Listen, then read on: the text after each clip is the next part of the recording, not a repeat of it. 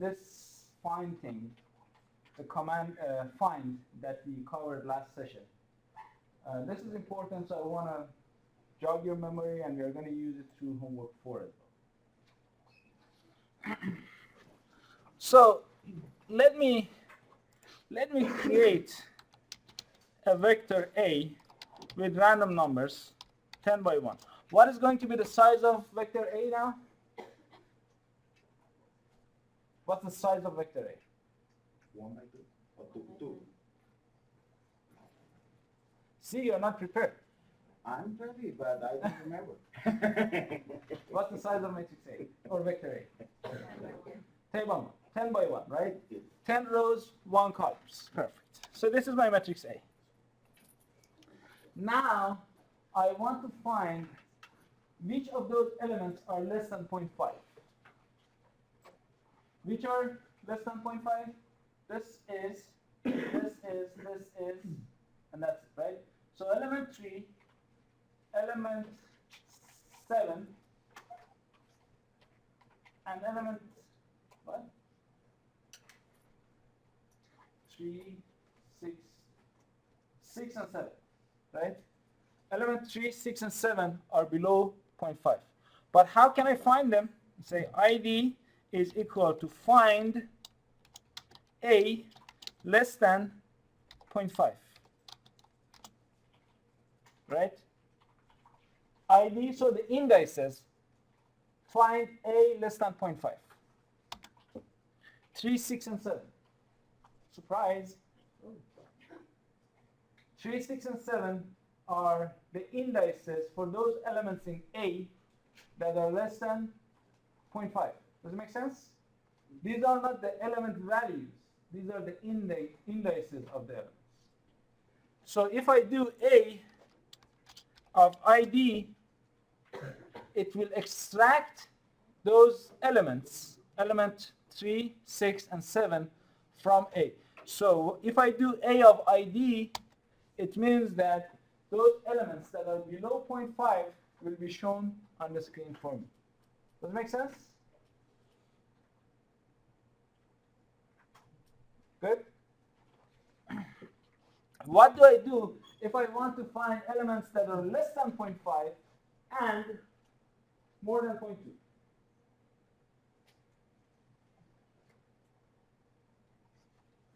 Find A of ID greater than 0.2. And greater than equal. That's one way to do it. A cleaner way to do it is to go for all those indices in A itself. So not A of ID, because when you do A of ID or you're already subsetting, you can do that. In this case, it works. But in general, it's better not to. So if you do ID of A less than 0.5 and A more than 0.2, right? It's less than 0.5, more than 0.2.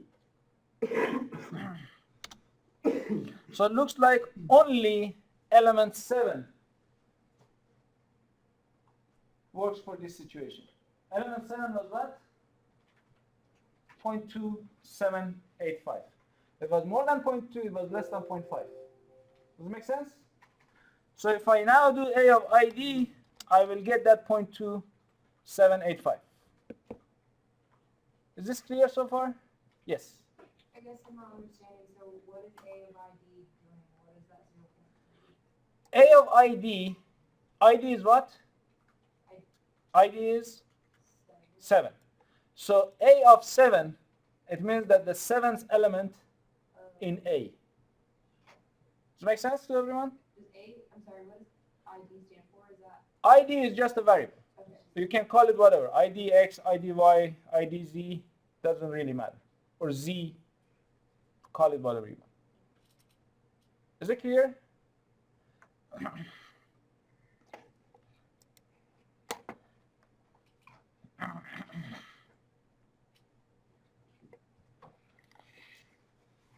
Please have a look at this at home, page 62. Page 62, have a look at home. We covered it last session more or less, make sure that you understand everything. If you have any questions, let me know. Last thing before we go to the homework is the inline function. Again, inline function, we covered it before, but just as a reminder. So when you have a function, you remember the function scripts. Remember the functions that we defined, right? So the built-in function like sine of x is a built-in function. Sine is a built-in function. You can plug it a variable x and get whatever sine of x is, right? So that's a built-in function. Then a script function are those functions that you write. Remember that Newton function that you wrote last Friday? It started with function outputs equal to name of the function inputs. Those are script functions. Now we have another type of functions which is called inline functions. And we will have another type of function which we will cover later in the course, handle functions. We'll get to that. But for now, let's focus on the inline functions. Inline functions is basically, you don't have to open up a script to define an inline function. You can just do it in the workspace, in another script that you're writing. You don't have to do like open up a whole new script, write the function, save it, etc., etc. You can have it just as part of your code. It's readily there. So let's say I want to have x squared plus exponential of x, right? I want to write this as a function. If I want to do a function script, what I will need to do is open up a new script, do function, output is y equal to name of the function, let's say test1, input is x. This is going to be a script function that I will write. But I don't want to do that now. I want to write it as an inline function. So what I do is I'll define f is equal to, f is the name of my function now, inline x squared plus exponential of x. If I want this function to work for vectors, I need a dot right here, right? Because vector, if you want to raise it to the power of 2, each element should be raised to the power of 2.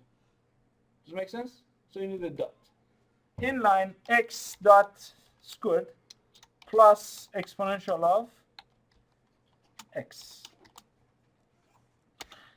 Now, see, this is now defined as my inline function. F is the name of my function now. X is the input to that function. And it will give you x squared plus exponential of x. So if I define x as 2, and if I define y is f of x, 2 will be given to that matrix. It will be 2 to the power of 2, 4, plus exponential of 2, whatever it is, 7 point something. The result is 11.38. And can you put f of x is equal something? You don't, why put y? You can do it anything. You can do z is equal to f of 1, 2, and 3. So what happens now is 1, 2, and 3 will be given to that function. So 1 to the power of 2 plus exponential of 1 is going to be the first element of the array. 2 to the power of 2 plus exponential of 2. You can, and what happens if you just put f of x? Nothing? If you don't have x defined, Yeah, we have it, no? we have x defined, so f of x will work. It will take the value of x, And give it to the function, Put 2 and get the value. X, no? yes. Oh, okay. It will take the value of x, give it to the function, evaluate this, and give you the output. You can, instead of x, you can give it 1, 2, 3, right? Okay. Again, 1, 2, 3 will be given to the function. It will evaluate that function, evaluate that mathematical equation, give the response back to you. Thank you. Does it make sense? The inline function? Everyone's clear about this? Awesome. Now let's go to the homework. A subset of a converging series defined by the following formula can be used to estimate sine of x. So the formula is what? That is the formula, you can see. Write a for loop that assigns -1 to the power of floor or whatever to element k of vector L for k between 1 and 100. What does it mean? It means that the first element in L is -1 to the power of floor of k over 2. Floor, what does it mean? Floor is a function. Floor of 0.5 is 0. Remember round? Rounding was, you know, if you have 1.1, it rounded to 1. If you have 1.7, it rounded to 2. Floor, it always goes down. It's floor, right? 1.1 goes 1.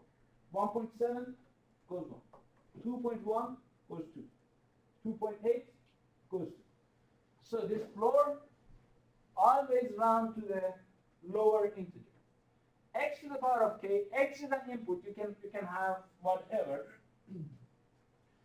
X is just the value, let's say pi. To the power of k, k is that counter, divided by k factorial.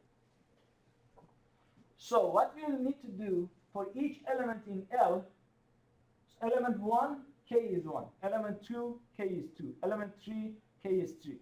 X needs to be defined beforehand. X is like pi over 2. X is like pi. It doesn't matter what you define. You can define it whatever.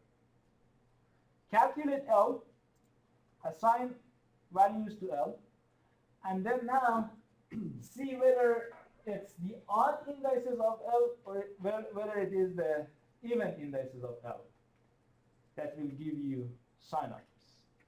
How to do that? Let's go step by step. Let's first create L, and then we'll talk about odd indices and even indices after.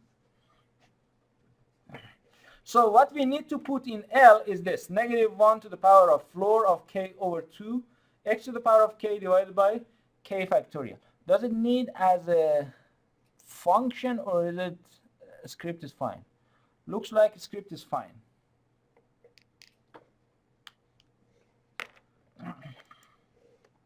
Let me open up a script. Do you mind if I just extract it or undock it? CLC clear always. I'd like to start with that. We will need x, right?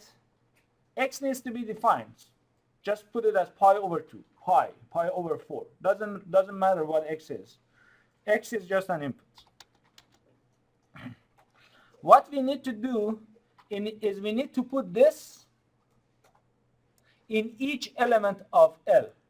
L has a counter k from 1 to 100. So L will have 100 values. For L, for k from 1 to 100, L of k is equal to -1 to the power of floor of k divided by 2 times this formula, right?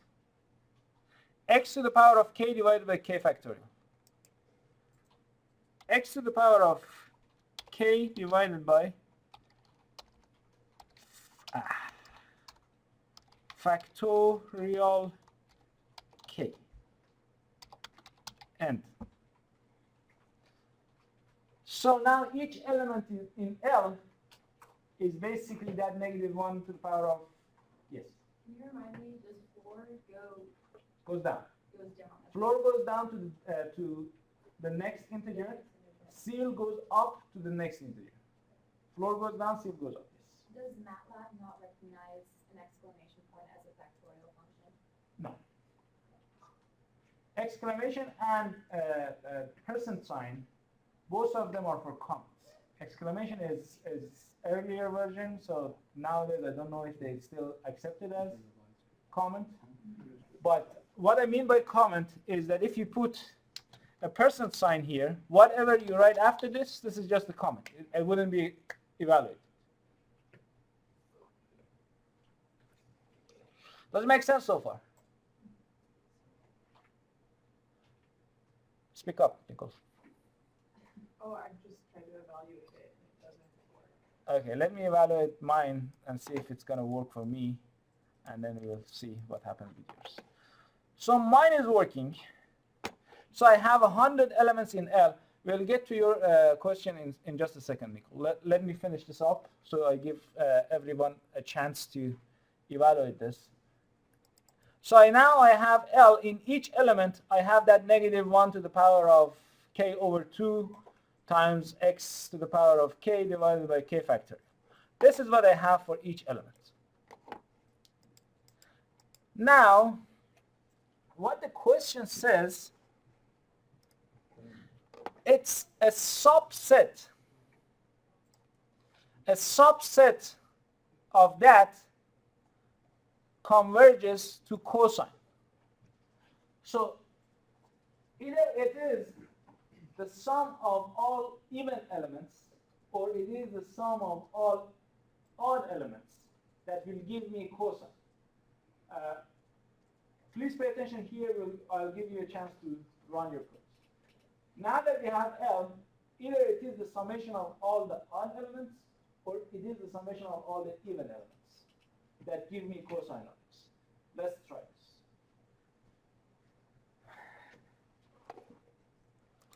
So I go back here. Cosine of x is what? I just evaluate cosine of x. Cosine of x is -1.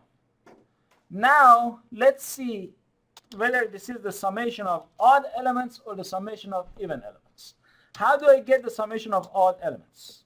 It's a subset, right? So L of a subset. What is that subset? I want the odd elements. Element 1, 3, 5, 7. Do like 1 counter 2 counter to 100. Exactly. Cool. So L colon 2 colon 100. I say 100, put 1,000. These are the odd elements, right? 1, 3, 5, 7, 9, 11, all the way to 99. Now let's do sum of the even elements. Even elements is 2, 4, 6, 8, all the way to the end. So 2, the step size of 2. Instead of 100, I'm going to put end here. And that's the beauty of it. You don't have to define what is the end. You can just say end. From 2, with the step size of 2, go all the way to end. Does it make sense? It's the same as if I put 100. So now let's evaluate this.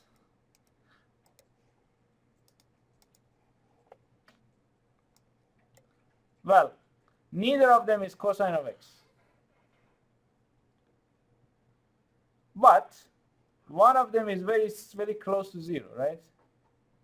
So in fact, that's not cosine of x, that's a typo, it's sine of x.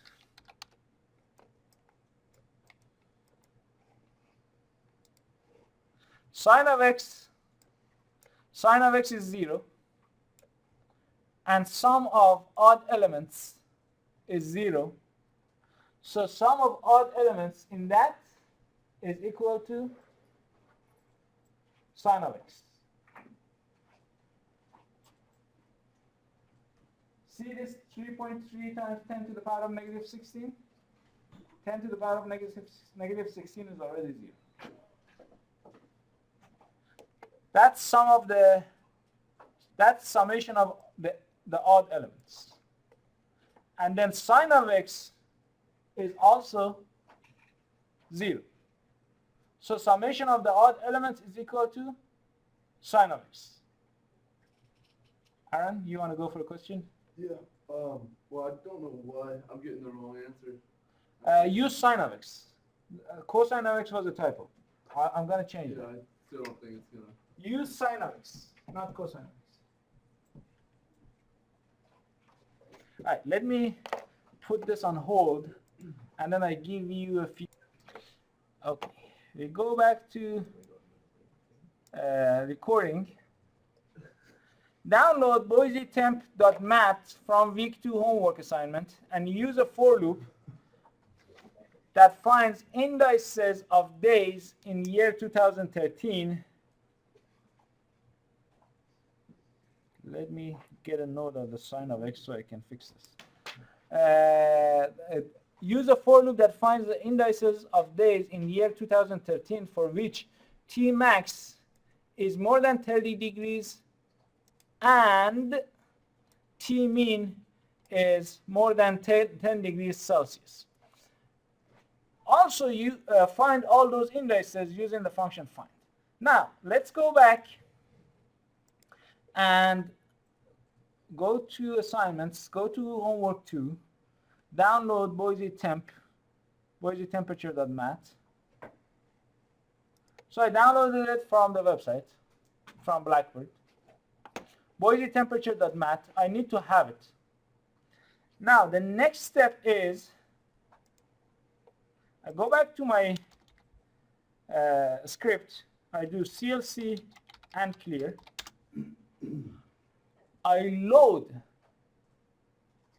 that file.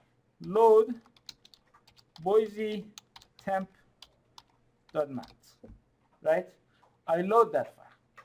So if I evaluate this, I'll get an error. Come here, you see, all right, unable to read the file boisetemp.mat. Why? Because that file is not in my current folder. I change my current folder to downloads because I downloaded, and that should be in the downloads, which since it is not, oh yeah, it is. boisetemp.mat is now in my downloads. Now I go back, I evaluate this, and it is here. So all the temperatures are now loaded into my workspace. Just follow me for now. We will go back to you having time to write it. What it asks for is find those indices for which Tmax in 2013 is more than 30, Tmin is less than 10.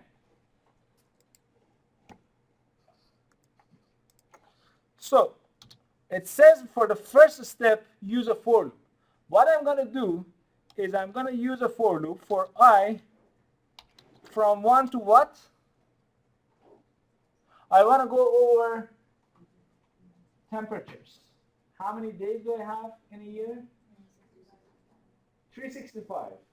If that's not one of those years that is, what's that? Yeah. Unless it is 366, that should be 365. Since I don't know, I'm going to use lengths. Lengths of what? The name of my variable is Tmax underline Boise underline 2013. Tmax underline Boise underline 2013. If Tmax is less than 30 and Tmin is more than 10, display the index. I don't want you to go into details of saving this as another, etc., etc. Just display it on the screen. Just display I. Index is I, right? So it tells me which day it is.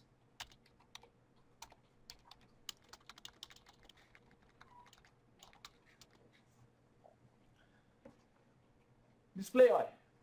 One way to display I is just to put either, because if you don't have a semicolon at the end, it will write it to the screen. One other way to do this is to use the function disp, D-I-S-P. Same thing. So if you just put I, you will get the same answer as if you do disp parenthesis I. So I just put this as a comment here, that disp parenthesis I will do the same thing.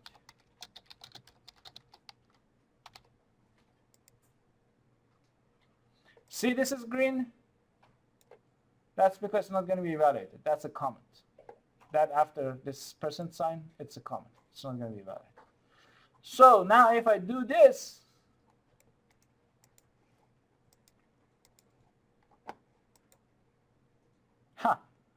no day do we have that Tmax is that possible? Tmax is more than 30, Tmean is more than 10. Okay, so I made a mistake. Tmax is more than 30, Tmean is more than 10. See my mistake? Tmax more than 30, Tmean more than 10. I evaluate this again. Still nothing. How is that possible?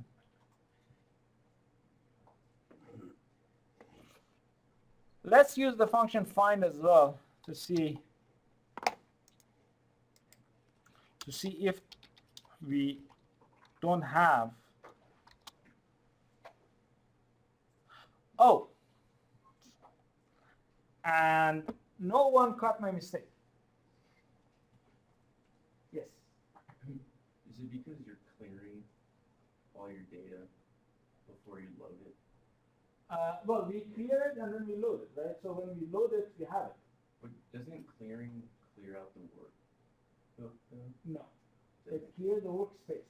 Yeah, but that's where isn't that where your variables are stored? Yeah, but we clear it first, so that's clean, and now load it, so we load things. Oh, so that takes it. Okay. Can someone tell me what my mistake is? You didn't put semicolons after your expressions. You need to close down the parentheses. I'm doing a for loop on a vector. I'm doing a for loop on a vector. I need to go element by element. Am I going element by element? Am I interested?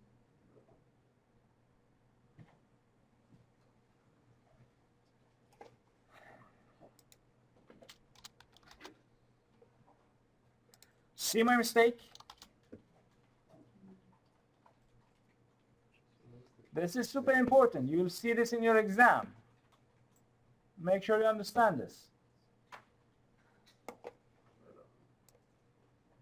Now if I evaluate this, these are the indices of the days. Day 179, 80, 81, 82, 83, 84, 5, 8, 9, 191.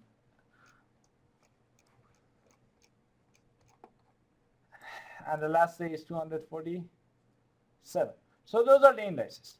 I can also use the function find to find all those indices all together, right? Remember find, we just talked about this? Let's put them in variable idx. Just a variable. If you don't want id, you don't like it, put it in z. That's up to you.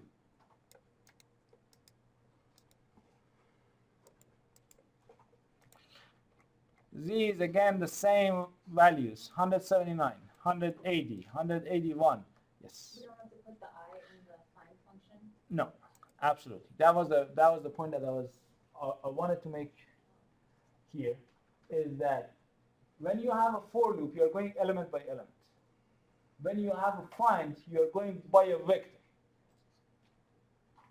When you do element by element, you have to define the index. When you are going by the vector, you don't have to define the index. Is that clear so far? Do you need to spend time on this? I hear no, so I'm gonna go to the next question. Find those days that both Tmax and Tmean stay below freezing point. Use find. This is going to be simple. I'm just gonna use this, just copy and paste this. I'm gonna call it Z1. I'm not gonna do CLC and clear here. Why? Because if I do clear, I don't have Tmax anymore. So I don't clear it. You want everything to be below 0. Freezing point is 0 Celsius. So Tmax of 2013 below 0, Tmin of 2013 below 0. Does it make sense? If I evaluate this now, I'll get the indices. These are the days for which both Tmax 1, 2, 3, 4, 5, 6, 7, 8, 10 is not there, 11, 12, 13, 14, 15, 16, 17, all the way, and then a couple of days at the end of the year. Did you write up to what you wrote? Yes. It's just I'm changing the conditions that I put.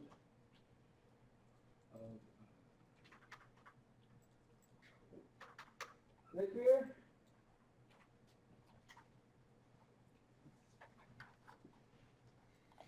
Awesome. Let's go to 4. We have 6 questions. We have half an hour.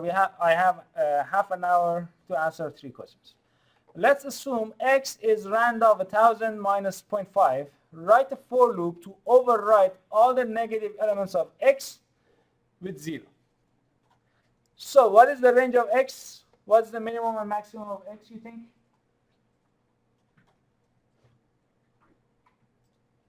What's the minimum and maximum of x?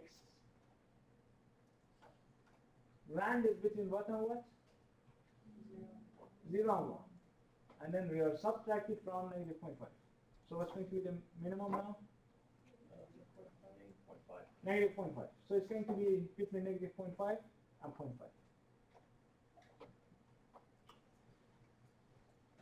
So write a for loop to override all the negative elements of x. Let me just copy and paste this x thing into my MATLAB here, into my script here. I don't need any variable from before, so CLC and clear here. X is rand of 1000, 1. What's going to be the size of x? 1000 by 1. 4. I need a for loop. I want to override each element that is less than 0. Whatever element is less than 0, overwrite it with 0. I need to go element by element. I need a for loop. That's what is asked from me. For I from 1 to 1000, right, or to lengths of x, because that's how many elements I have in x. So I don't go for I from negative 0.5 to 0.5. That's the range. I go from 1 to 1000 because I have 1000 elements, right? If x of I is less than 0, x of I is equal to 0. And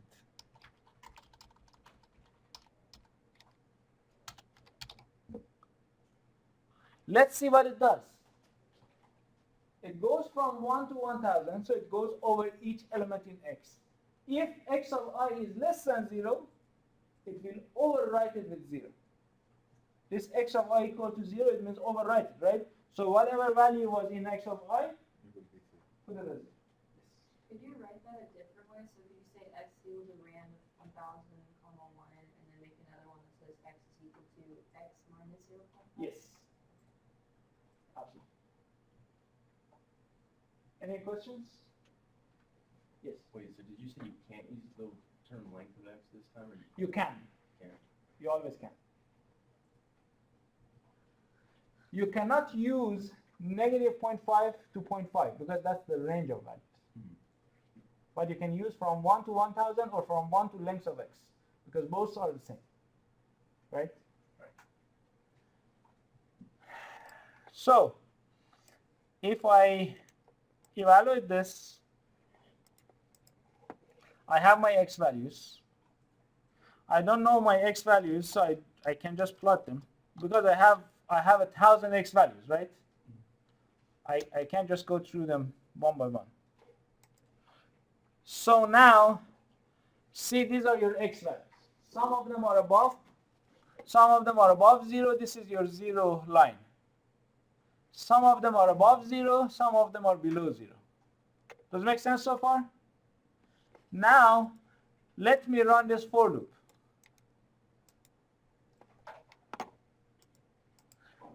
I'll do figure. When I type in figure again, my last figure will be there, another figure will open. See, now it's figure 2. Figure 1 is still here. Figure 1 is still here, and I have a figure 2. Figure 2 is now blank. I don't have anything in figure 2. When I do plot x now, x will be plotted in figure 2. Now let's compare figure 1 with figure 2 and see what's the difference. Look at the range of figure 1, and look at the range of figure 2.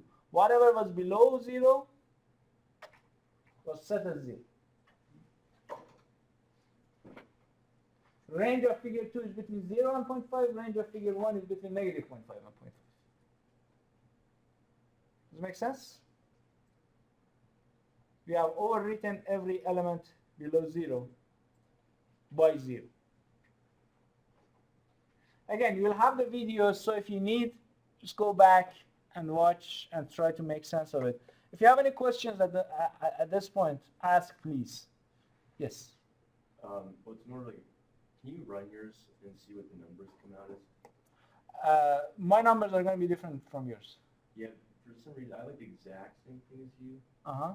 but it's just not, it's running, but it's not replacing anything with 0. Okay. Let me stop this recording. Okay. Let's go back to the homework. Now redefine it and use the function find to locate the negative elements and replace them with 0. In this case, you don't want to use the for loop. Now let's go back to this. Here, I redefine my x values, rand of 1000, comma 1 minus 0.5. Right? Why do I redefine it? Because if I don't, the previous one was already all 0 and positive, right? Because I already got rid of all the negative values. I don't have a negative value in that function, in that the matrix or vector anymore. Now I do id is equal to find x less than 0. It will find all those indices for which x was less than 0. If I do this,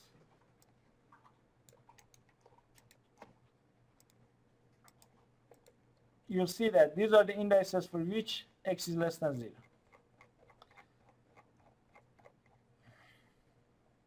One, 3, 7, 9, 11. If you want, you can put x and id in the same matrix, which they will not go into. What? Oh, they are not the same size, so they cannot go anyway. So you define x, you find those indices for which x is negative. You want to make sure that those indices are all negative, do x of id. X of id will extract all those negative values for you, right? Just show them on the screen. Perfect. Now, what it asks you to do is replace all those negative values with 0. X of id is equal to 0. X was negative before, it will be replaced with 0. If you want, what we can do is we can plot x. Let me close any. Okay, so I don't have any figures open, but if you want, you can do close all. Close all will close all the figures that are open in your MATLAB. Close all, It will get rid of all the figures that are open. It will close them. Since there was not any, it will not do much for me. But then now here I do figure and then plot x. This way I keep my first figure and I plot my second in a second figure. See again, it does the same thing. First one is between negative 0.5 and 0.5. Second one is between 0 and 0.5. So this find will find all the indices of x which are less than 0. This will replace all those values in those indices with 0, and then you can plot them, and these are your figures. Is it clear so far? Now that my figures are open, I can do close all, and you'll see that those two figures are now closed. There's no figure in them. Is it more or less clear? Awesome. If x is between 1 and 100 and y is the square root of x, find those elements of y that are multiple of 2. This is similar to what we did with the square root. Remember last session? So x is between 1 and 100. Y is the square root of x. Find those elements of y that are multiple of 2. So let me just copy and paste this again.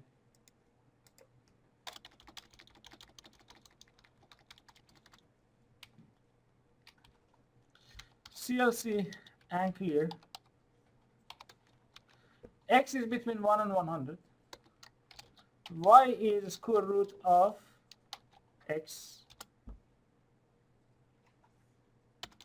We want to find those elements of y that are multiple of 2.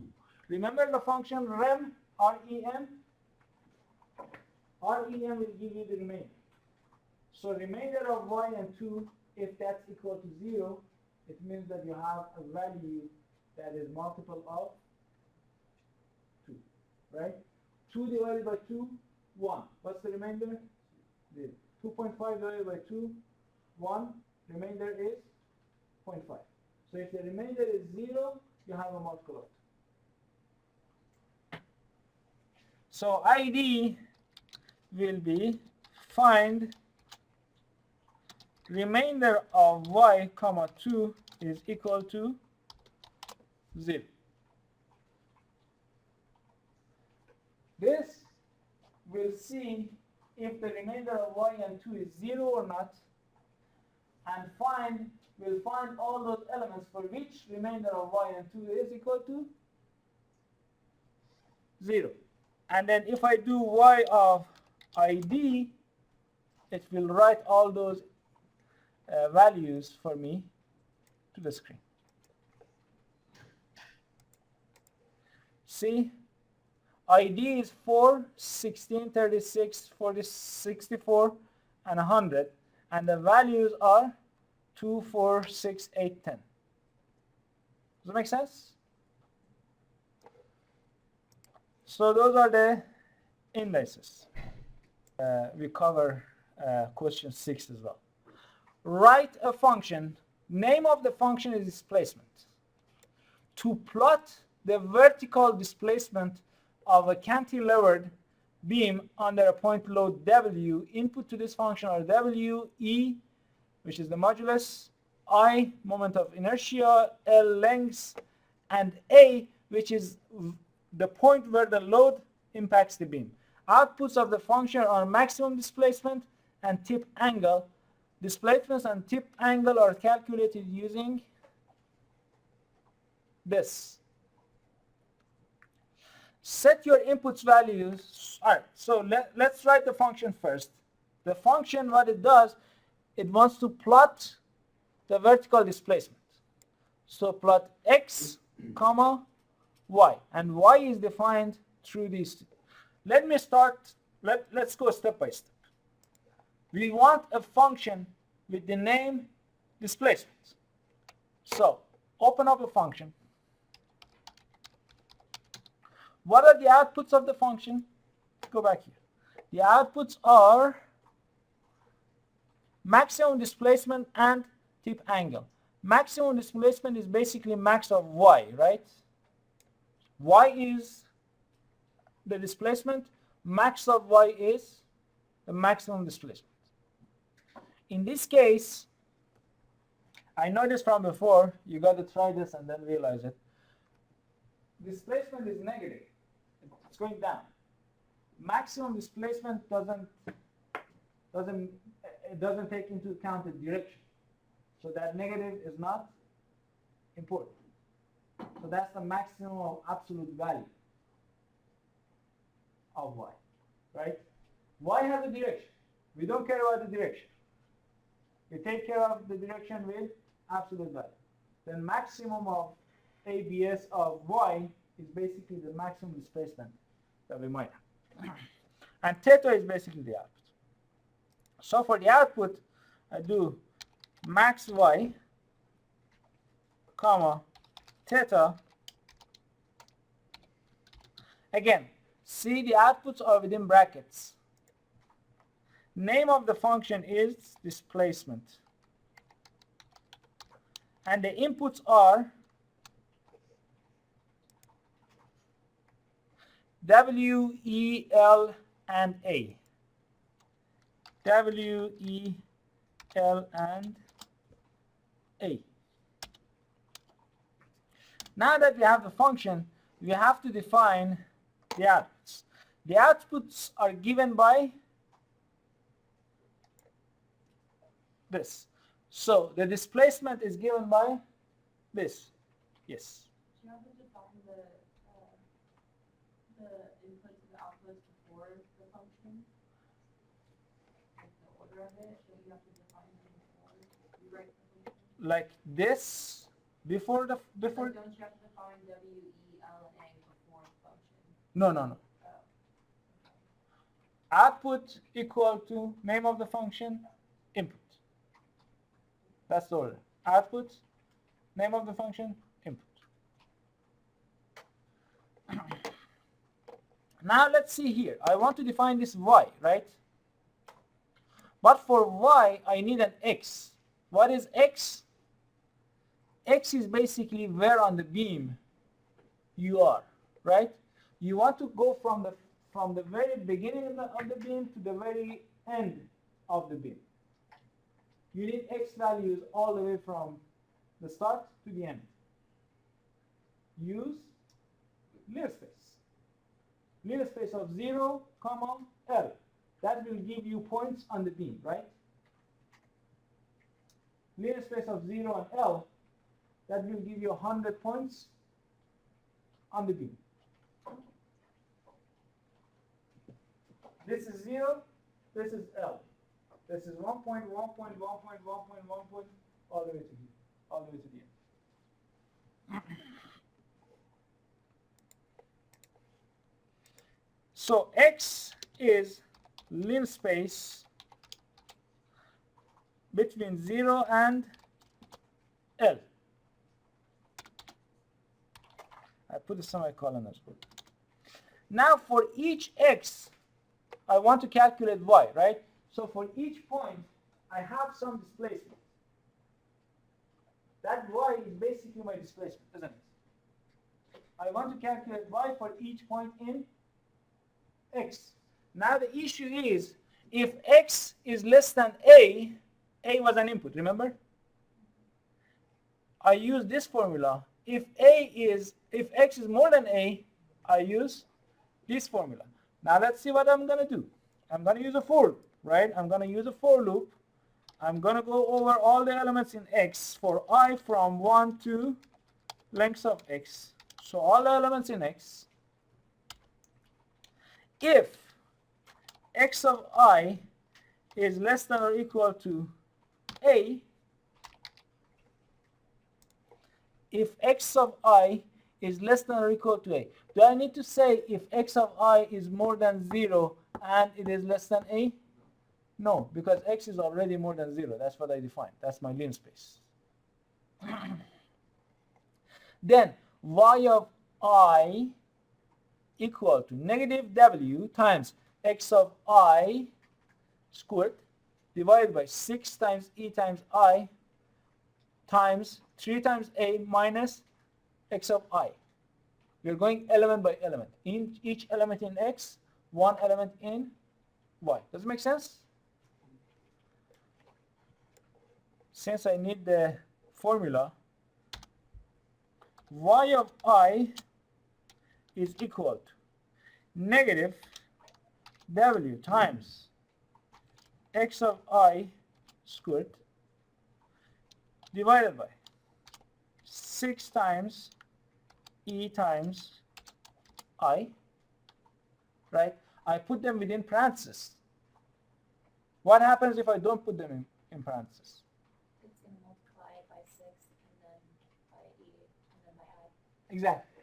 What happens if I don't put the parentheses is that it will multiply w by x to the power of 2 divided by 6, and then all of that is going to be times e, and all of that is going to be times I, right? So that's the order of calculation. Yes. Rather than saying y of I, should we be saying max y of I? Not yet. Okay. Let's calculate y, and when we have y, we are going to calculate max of y. Does it make sense so far?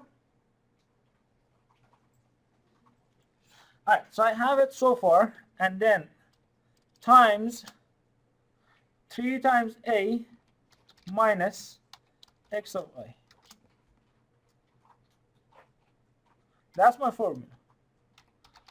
I do else now. Do I need to have else if? No, there's only two options. Yeah, there's only two options. X is going between 0 and a. If it is not between 0 and L, if it is not less than a, it's going to be more than. Right? So I don't need to have another if. If you would like to have another if, be my guest. Otherwise, you don't have to. Y of I is equal to negative w times a squared divided by 6 times e times I times 3 times x of I minus a. And then instead of negative sign, I put an underscore. So negative w times a squared divided by 6 times e times I times the rest. And end. So that's my displacement. Done. Let's do theta. We'll get to max of y in just a second. Theta is w times a squared. See, for theta, I don't have any x, right? It's w a squared, w is input, a is input, e is input, I is input, everything is a constant value. I don't need a for loop or anything, right? W times a squared divided by parenthesis 2 times e times I. Last thing that or one to the last is to calculate that max of y. See, this max of y is underscored here. It means that I haven't defined it yet. Let me define it.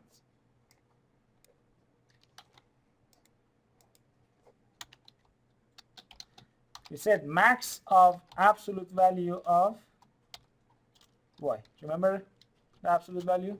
Because we don't care about the direction.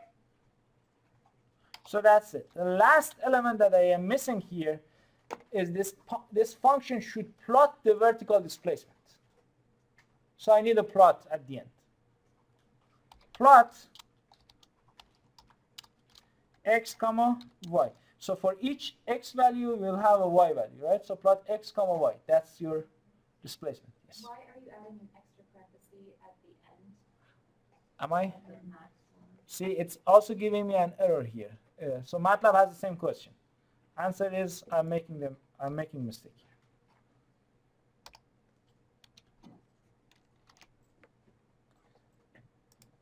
Okay, so let's go back to the question. Write a function displacement to plot the vertical displacement. I did the plot of a beam under a point load. W inputs are W, E, I, L, and A. Outputs are maximum displacement and tip angle, theta. Displacement and tip angle are calculated through this. So I calculated everything. Now what it asked me, set your inputs values to A equal to 30, I is equal to what, L is equal to what, A and W is everything is given, and then calculate maximum displacement and tip angle. I'm done with my function. I need to save my function. Save. I don't change the name. I save it. Now I have a function there. In order to evaluate that function, I'm going to just copy and paste this line without the function. Copy and paste this into my script. I clear and CLC everything, get rid of everything that's defined. Now the inputs to this function are W, E, L, and A. Well, what I'm missing is I'm missing an I as an input. Is that right? I'm missing an I as an input. I need I. So I need to add I. When I add I save it again. Does it make sense? I kind of forgot that here, so I added now. Now, in order to evaluate this, and I added here as well. In order to evaluate this, let's define. Let's define variables. E is 30. I defined my variables before, right? I is 163. L is 10. A is 3. W is 100. I defined all this. Set your inputs. We did that. Calculate maximum displacement and tip angle. Maximum displacement and tip angle. So that's max y and theta are what is asked for. If I evaluate this, so this is my displacement. As you see, the beam is going crazy. Negative 30 inch of displacement. If I go back to my function or to my the MATLAB, 27.26 inch is the displacement. 9.2 degrees is the angle. Done. We have successfully finished homework 4. If you have any questions, shoot. Otherwise, I'm just going to stop the recording. Can you go back to your function real quick? I will go back to my function.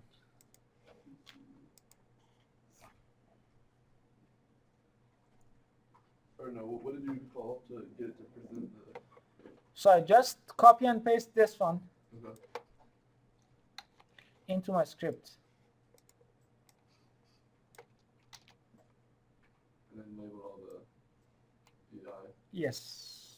Just before calling your function, you have to define all those variables. And then it gives you all that. One last point before we finish this. What happens if I just put plot y, not plot x comma y? What happens if I just put plot y, not plot x comma y?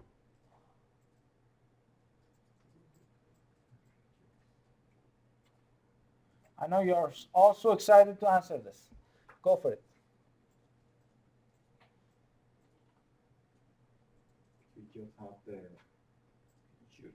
if you put only y, you just have the curve for y. We have the curve for y, but x, look at x here. X is going between 0 and 10 because L was defined as 10, isn't it?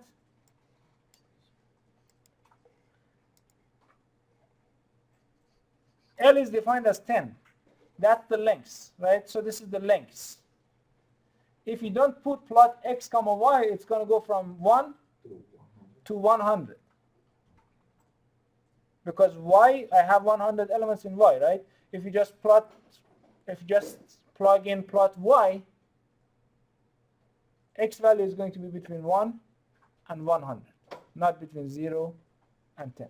Now for each value in x, I have a value in y. All right. Thank you.